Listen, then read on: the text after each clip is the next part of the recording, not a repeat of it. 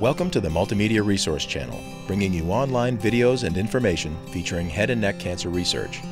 In this episode, Dr. Cohen talks about the head and neck cancer studies currently featured on the channel. Dr. Cohen is a principal investigator for the studies. Informed consent has really become the cornerstone of patient-oriented research all over the world. It's a process that has matured. It took many years, if not decades, to reach the point where we are now in the informed consent process. In a nutshell, it is a process that is meant to give the patient the information that they need to make a decision on whether or not they want to participate in this clinical research.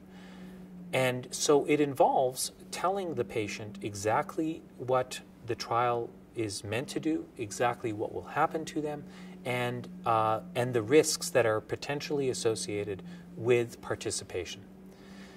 In a practical sense, what happens is that an investigator or physician begins to talk to a patient about a clinical trial.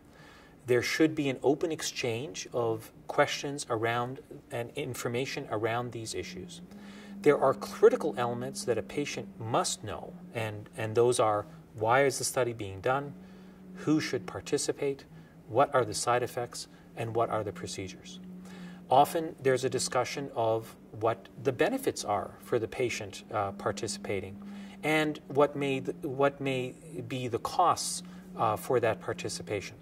It's also important to address what the alternatives to participation is, because patients need to be aware that just because they may choose not to participate in a clinical trial, that doesn't mean that there isn't therapy available, or that they will not be treated by their physician or by their institution. So it's a very important process. It's a critical process, and it's now become a fundamental part of clinical research all over the world. Thanks for visiting the Multimedia Resource Channel and for supporting head and neck cancer research. Don't forget to follow HNC Research on Twitter and like HNC Research on Facebook. Or to see if you may be eligible to participate in a featured head and neck cancer study, visit hncstudies.com. Check back soon for more information, tips, and videos for people with throat, mouth, and nose cancer.